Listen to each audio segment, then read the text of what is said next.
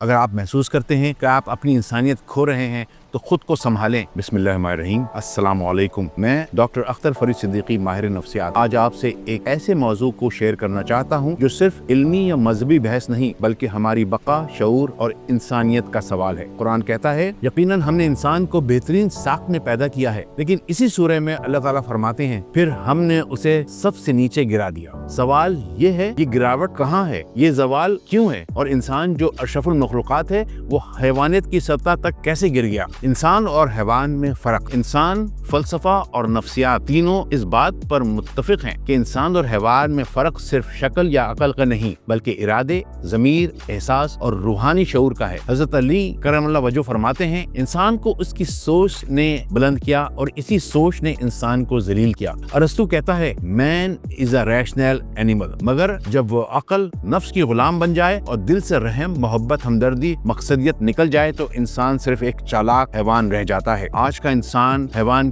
क्यों बनता जा रहा है? बकौल माहिर नफ्सियात, मैं रोजाना ऐसे अफराद देखता हूँ जो अपनी इंसानियत खो चुके हैं। वालिदैन औलाद से काटे हुए, शौहर बीवी पर जुल्म कर रहा है, नौजवान मंशियात, जिनसी इनहरफ, गुस्से या बेमकसदियत में डूबे हुए, और कहीं कहीं ऐसे भी मरीज आते हैं जो खुदकुशी या कत्ल की हद तक जा चुके हैं। ये महज इखलाकी या दीनी खराबी नहीं, ये नफ्सियाती बीमारियां हैं। ये बीमारियां ही इंसान को हैवान बनाती हैं। नफ्सियाती बीमारियां, अलामात, वजूहात, डिप्रेशन, खालीपन, मायूसी, खुद से नफरत, जिंदगी बेमकसद लगना, खुदकुशी के ख्यालात, गोया इंसान अपनी मौजूदगी का इनकार कर रहा है। एंग्जाइटी, मुसलसल खौफ, शक, बेचैनी, इंसान दिफाई हो जाता है, रहम हमदर्दी खत्म, शदीद गुस्सा, बिखरे हुए जज्बात, घर में मारपीट, सड़क पर झगड़े, जरा सी बात पर कत्ल। ये जज्बाती बेकाबूपन इंसान को जंगली बना देता है। बाइपोलर डिसऑर्डर, एक लम्हे में खुशी, दूसरे में गहरी मायूसी, अक्सर खतरनाक फैसले करता है जैसे बेमकसद जिनसी ताल्लुक, फजूल खर्ची, तशद्दुद, नशा यानी कि ड्रग अब्यूज। इंसान वक्ती मजा लेने के लिए खुद को, अपनी रूह को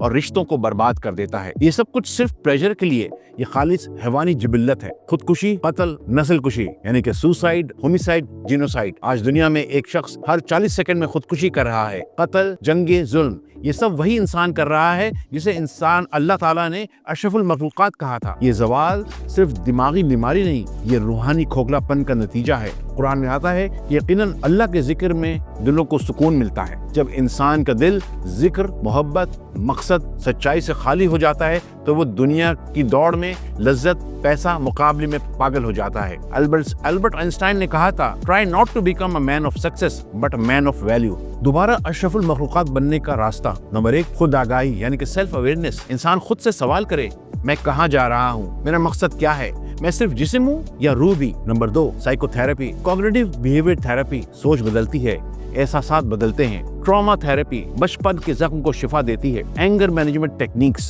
दवा का इलाज यानी कि मेडिकेशंस के जरिए। जदीद दवाएं डिप्रेशन, एंजाइटी, बाइपोलर डिसऑर्डर जैसे अमराज में मुअस्सर हैं। मरीज को तवाज़ुन देती हैं, जिबिल्लतों पर काबू पाते हैं। रूहानी तरबियत, कुरान, नमाज, जिक्र रूह को जिला देती है। नफ्स पर काबू दिल की सफाई, शऊर की बुलंदी पैदा करती है। हजरत मोहम्मद मुस्तफा ने फरमाया है कि इंसान का सबसे बड़ा जिहाद नफ्स का जिहाद है। खानदानी और माशरती मदद, मरीज को ताना ना दें, उसका हाथ थामे, इलाज को बदनामी नहीं शिफा समझें। कुरान हमें इंसान के दुरुख दिखाता है यानी कि आला तरीन और नंबर 2 सबसे नीचे। फैसला हमारे हाथ में है। आपके अंदर अगर खालीपन है, गुस्सा बेकाबू है, दिल सुस्त और जहन मायूस है, या आप लज्जतों के पीछे भागते हुए थक चुके हैं, तो ये वक्त है इलाज का, वापसी का, रोशनी का।